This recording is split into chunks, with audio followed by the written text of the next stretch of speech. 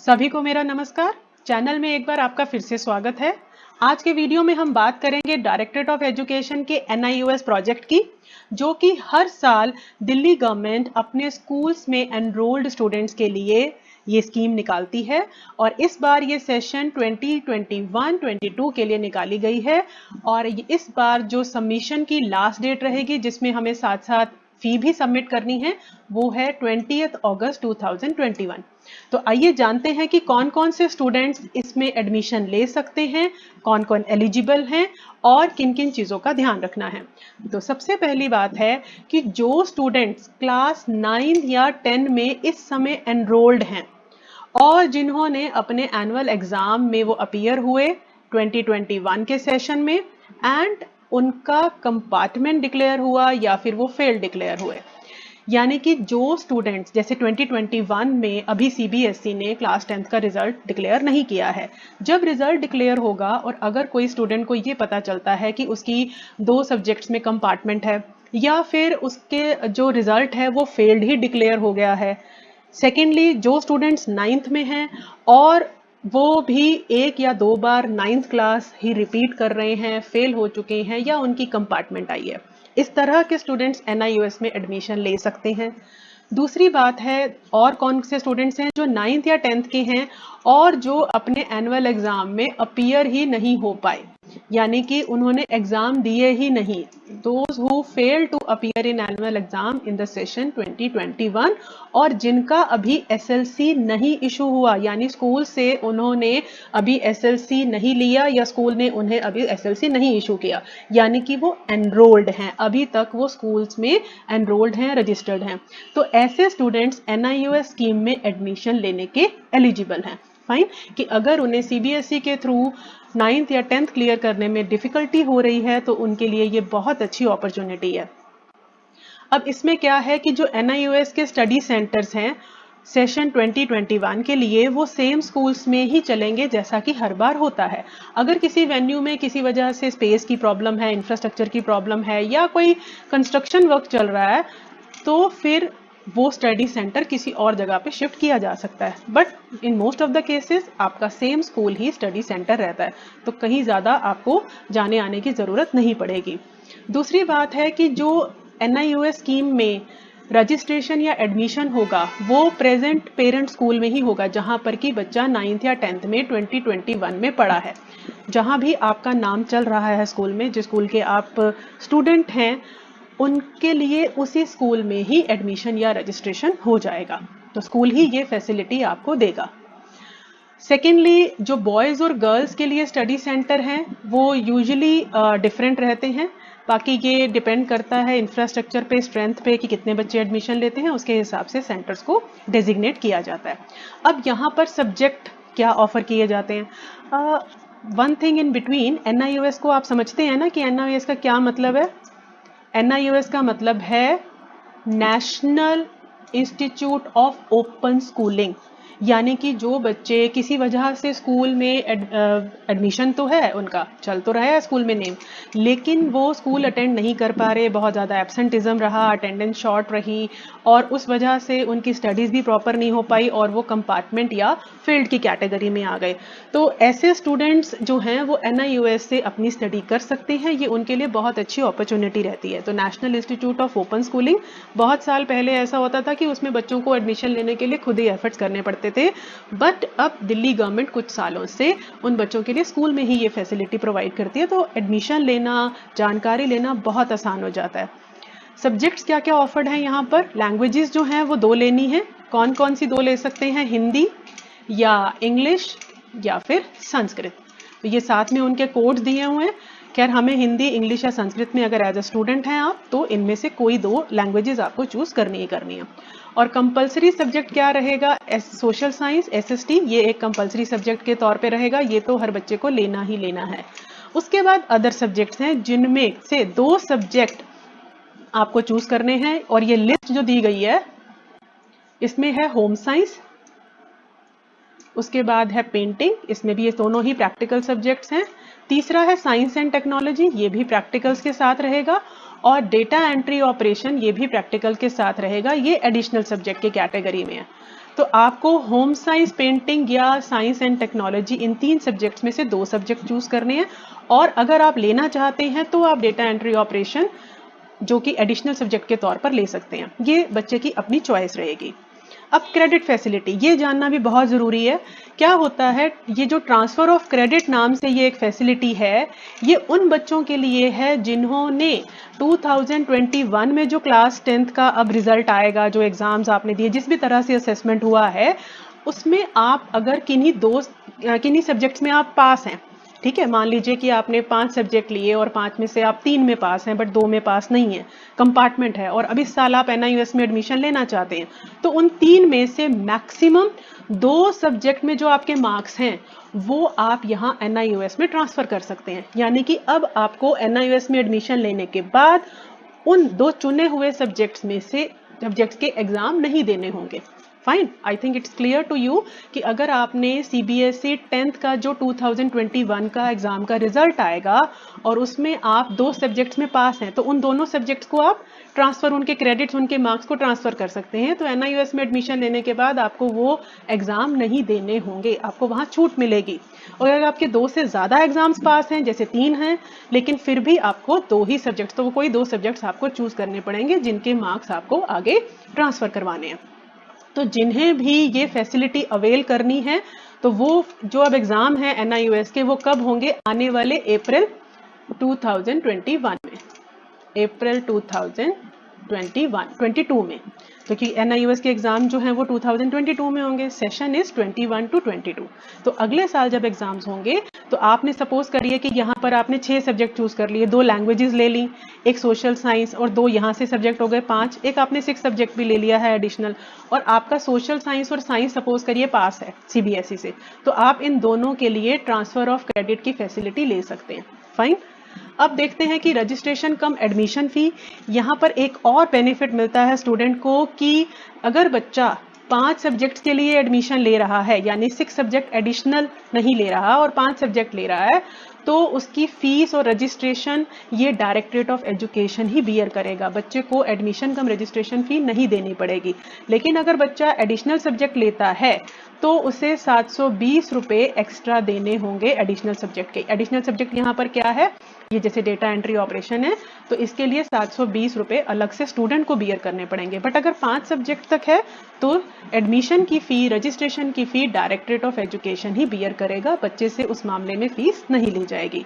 लेकिन examination fees, क्योंकि जब आपके एग्जाम होंगे तो उसके लिए भी फ़ी अलग से, वो तो CBSE भी हमेशा चार्ज करता है, तो वो स्टूडेंट ही बियर करेगा। और वो कितनी होगी, तो एग्जामिनेशन जो फ़ी है वो 250 पर सब्जेक्ट है, यानी कि 250 रुपये एक सब्जेक्ट के हैं, और 5 सब्जेक्ट के अभी हम टोटल कर लेंगे तो कितना आएगा, 1250। उसके अलावा एडिशनल फ़ी एक लगेगी कि अगर आपका प्रैक्टिकल सब्जेक्ट है तो 120 रुपीज़ पर प्रैक्टिकल सब्जेक्ट होंगे। अगर आपने 2 सब्जेक्ट के लिए ट्रांसफ़र ऑफ क्रेडिट लिया है तो 180 रुपीज़ पर सब्जेक्ट के हिसाब से आपको 360 रुपीज़, यानी कि 180 इंटू 2, ये भी आपको अपने स्कूल के हेड, मतलब स्कूल में ही आपको ये पैसे जमा कराने होंगे at the time of registration.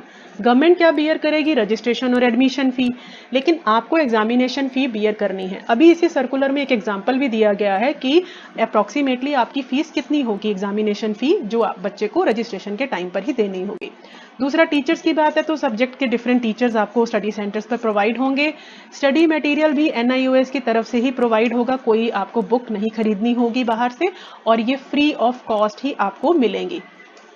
अब स्कूल के हेड्स के लिए, जिन्होंने कि इस एडमिशन प्रोसेस को चलाना है स्कूल में, उनके लिए क्या गाइडलाइंस हैं, उन्हें सबसे पहले अपने स्कूल में बच्चे जो पढ़ रहे हैं 9th और 10th के बच्चे और जो विलिंग हैं NIUS में एडमिशन के लिए, उनके पेरेंट्स से ड्यूली साइन किया हुआ नो ऑब्जेक्शन सर्टिफिकेट लेना होगा। यानी कि पेरेंट्स को, स्टूडेंट्स को कोई ऑब्जेक्शन नहीं है कि अगर उनका बच्चा NIUS स्कीम में एडमिशन लेता है। उसके अलावा 2 लेटेस्ट कलर्ड फोटोग्राफ्स होंगी बच्चे की, जिसमें कि डेट होगी कब वो फोटो खींची गई और उस पे बच्चे का नाम होगा। फोटोग्राफ्स के बैक साइड पे बच्चे का सिग्नेचर होगा। उसके अलावा यहाँ पर DBT सिस्टम के अंडर यूनिफॉर्म सब्सिडी भी मिलती है, तो बच्चे का आधार कार्ड की और बैंक पासबुक की फोटोकॉपी भी बच्चे से लेनी है। और 2021 में जो एग्ज़ाम हुए हैं या असेसमेंट हुआ है और रिजल्ट जब आएगा तो बच्चे की ओरिजिनल मार्कशीट भी यहाँ पर जमा करानी होगी। दूसरी बात है 9th या 10th की जो मार्कशीट है उसमें डेट ऑफ बर्थ भी होती है, तो वहाँ से डेट ऑफ बर्थ भी वेरीफाई हो जाएगी। और अगर ट्रांसफ़र ऑफ क्रेडिट लेना है ये जिसमें कि हमें 2 सब्जेक्ट्स के मार्क्स का बेनिफिट लेना है, तो उसके लिए भी मार्कशीट की ज़रूरत होगी, तो ओरिजिनल मार्कशीट सबमिट होगी। उसके अलावा अभी जैसे हमने बात की थी कि एग्जामिनेशन फ़ी 250 पर सब्जेक्ट, प्रैक्टिकल अगर सब्जेक्ट है तो 120 पर सब्जेक्ट, अगर आपने ट्रांसफ़र ऑफ क्रेडिट लेना है तो 180 रुपीज़ पर सब्जेक्ट, और अगर एडिशनल सब्जेक्ट लेना है तो 720 रुपये। ये जो सारी फीस मिलाकर के जिस भी बच्चे की जो होगी वो चालान की एक कॉपी नीचे दी गई है, उस प्रिस्क्राइब्ड चालान के through he state bank of India में जो हेड्स हैं स्कूल के वो डिपॉजिट करेंगे। और दूसरी बात है कि इस रजिस्ट्रेशन और एडमिशन प्रोसेस को चलाने से पहले जितने भी एलिजिबल कैंडिडेट्स हैं उन सबको सेशन 2021-22 के लिए स्कूल्स पहले ही अपग्रेड कर देंगे। यानी कि अगर कोई बच्चा 9th से 10th में आया है तो पहले उसे 10th में अपडेट कर देना है, तभी उसका नाम 10th में रिफ्लेक्ट होगा और फिर वो 10th की स्कीम के अकॉर्डिंग NIOS में एडमिशन के लिए एलिजिबल होगा। यानी स्टूडेंट्स को अपग्रेड कर देना है। फाइन कि 2021-22 में वो बच्चा स्कूल में पर्टिकुलर सेक्शन में पर्टिकुलर क्लास में एनरोल्ड है। सेकेंडली, किसी भी स्टूडेंट को बिना एग्जामिनेशन फ़ी लिए या ट्रांसफ़र ऑफ क्रेडिट की फ़ी लिए, सब्जेक्ट फ़ी लिए किसी बच्चे को रजिस्टर नहीं करना है। रजिस्ट्रेशन से पहले ही बच्चा ये सारी एग्जामिनेशन फ़ी सबमिट कराएगा और ये सारी फीस लेने के लिए रजिस्ट्रेशन के लिए HOS ही फुली रिस्पॉन्सिबल होंगे। वो ये नहीं कह सकते कि हमें बच्चे ने फीस सबमिट नहीं की और हमने रजिस्ट्रेशन करा दिया, नहीं, then they have to bear the examination fee. वो पूरा जो बच्चे का तरफ से फीस पे होनी है वो HOS ही उसके लिए रिस्पॉन्सिबल है। दूसरी बात है कि जो HOS हैं वो हर स्कूल के लिए एक टीचर को NIOS इंचार्ज डिप्यूट करेंगे जो कि ये सारी इन्फॉर्मेशन का रिकॉर्ड रखेगा। और दूसरी बात है कि जो स्टडी सेंटर के HOS हैं वो ही वहाँ पर सारी फैसिलिटीज़ प्रोवाइड करेंगे एंड स्टूडेंट्स के लिए जो भी और सर्कुलर आगे इम्प्लीमेंट होंगे उन सब के लिए उन्हें पूरी तरह से रिस्पॉन्सिबल होना है। एंड अगर कोई भी circular orders, mails, guidelines, instructions जो हैं वो कहाँ अवेलेबल होंगी? NIOS स्कूल प्रोजेक्ट आइकन पर। तो वहाँ से वो एजुडेल के होम पेज पर भी ये आइकन बना होता है, वहाँ से सारे सर्कुलर्स, ऑर्डर्स वगैरह देखे जा सकते हैं। सबमिशन की लास्ट डेट, ये सारी फीस और जो भी स्कूल्स की तरफ से चालान जमा होना है वो 20 अगस्त ही लास्ट डेट रहेगी। अब एग्जांपल देख लेते हैं फ़ी कलेक्शन का कि साहिबा ने मान लीजिए कि 2 सब्जेक्ट उसने चूज़ किए ट्रांसफ़र ऑफ क्रेडिट के लिए, मतलब वो 10th में जो इस बार रिजल्ट आएगा उसमें वो 2 सब्जेक्ट्स पास हैं उसके और उनके मार्क्स वो चाह रही है कि उसके ट्रांसफ़र हो जाएं ताकि उसे NIOS में वो सब्जेक्ट के पेपर ना देने पड़े। तो जैसे कि उसने सोशल साइंस और हिंदी ले लिया, ठीक है, और English, painting and home science उसने 3 सब्जेक्ट चूज कर लिए।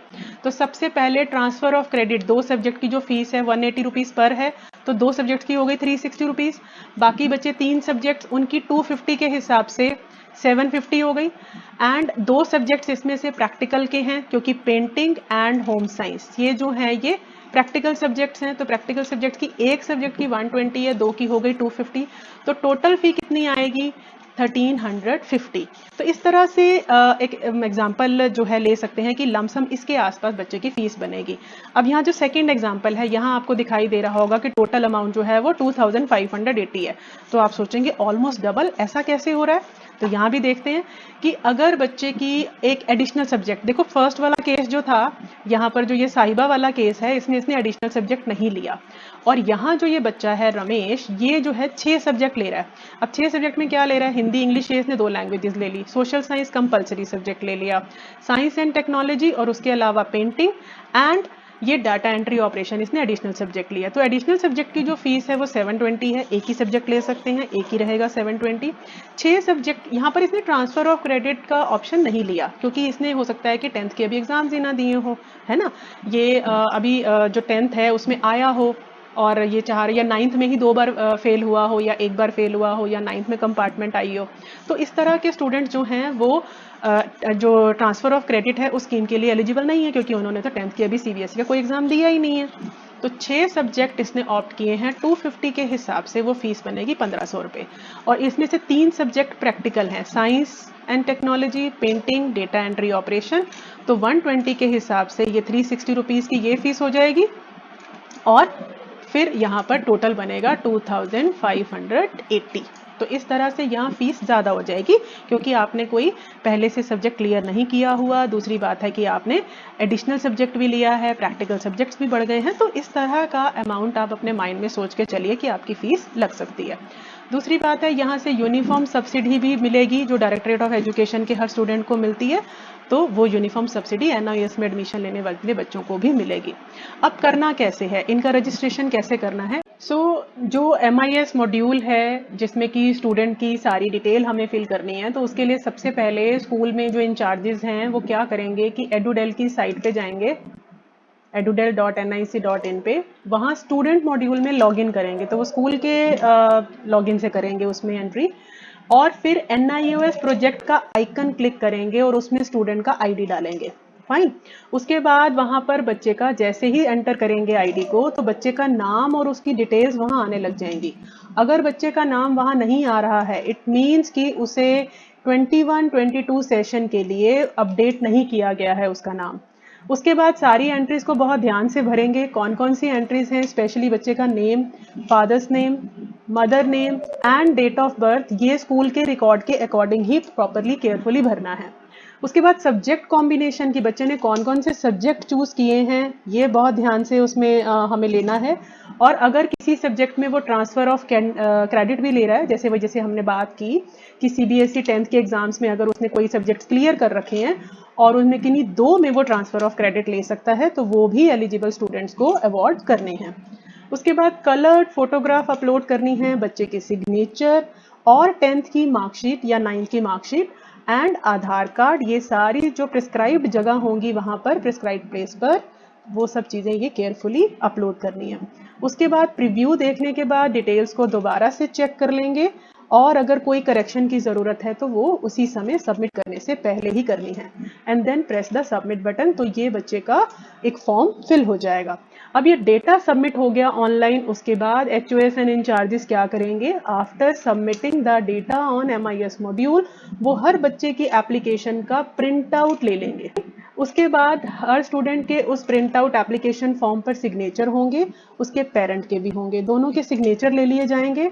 एंड ये जो अब फॉर्म पूरी तरह से बच्चे के द्वारा और पेरेंट के द्वारा साइन हो गया है, उस फॉर्म को HOS काउंटर साइन करेंगे।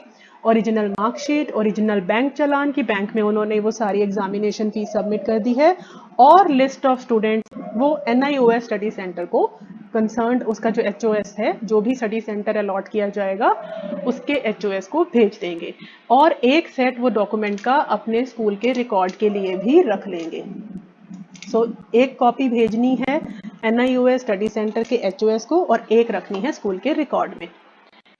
ये यहाँ पर फिर एक सर्टिफिकेट जो NIOS प्रोजेक्ट के DDE हैं उनको HOS का, तो एक सर्टिफिकेट भी वो साथ में लगा करके भेजेंगे कि उन्होंने पर्सनली सारी डिटेल्स को वेरीफाई या एलिजिबिलिटी को वेरीफाई कर लिया है, और सारी डिटेल्स जो हैं वो करेक्ट हैं जो NIOS प्रोजेक्ट के अंदर रजिस्टर की गई हैं। एंड इसके बाद यहाँ पर इस सर्कुलर में ये बैंक चालान्स की आपको प्रोफॉर्मा की कॉपीज दी गई हैं। ये NIOS की कॉपी है, एक बैंक की कॉपी रहेगी। उसके अलावा एक यहाँ 2 कॉपीज जाएंगी जो NIOS का स्टडी सेंटर है, और एक स्कूल की कॉपी रहेगी। तो ये 21-22 के लिए NIOS का प्रोजेक्ट जो 9th और 10th किसी तरह से क्लियर नहीं कर पा रहे हैं, उन स्टूडेंट्स के लिए ये बहुत अच्छी अपॉर्चुनिटी है, इसे अवेल करिए। And students and HOS, teachers and HOS अपने स्टूडेंट्स को इस चीज़ के लिए मोटिवेट करें कि इसमें एडमिशन लेने से उनका साल बर्बाद नहीं होगा, वे अपने सर्टिफिकेट 10th क्लास के सर्टिफिकेट को ईजिली ले पाएंगे। ये बहुत अच्छी स्कीम है, इसमें कोई भी लॉस नहीं है बच्चे का, और आपकी जो स्टडीज़ हैं उसके लिए भी डेज असाइंड हो जाती हैं। यूजुअली जो है NIOS की क्लासेस संडेज़ को चलती हैं, हॉलीडेज़ पे चलती हैं, तो आप कंफर्टेबली, अगर आप रेगुलर स्कूल आने में कहीं कोई प्रॉब्लम फेस करते हैं, तो NIOS प्रोजेक्ट बहुत ही बेनिफिशियल है।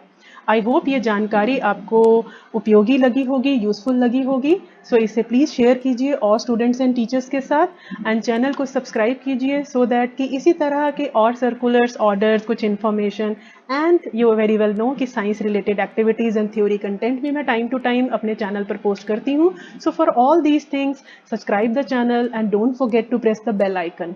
तो मिलते हैं अगले वीडियो में कुछ इसी तरह की इन्फॉर्मेशन के साथ। Till then, goodbye, good luck.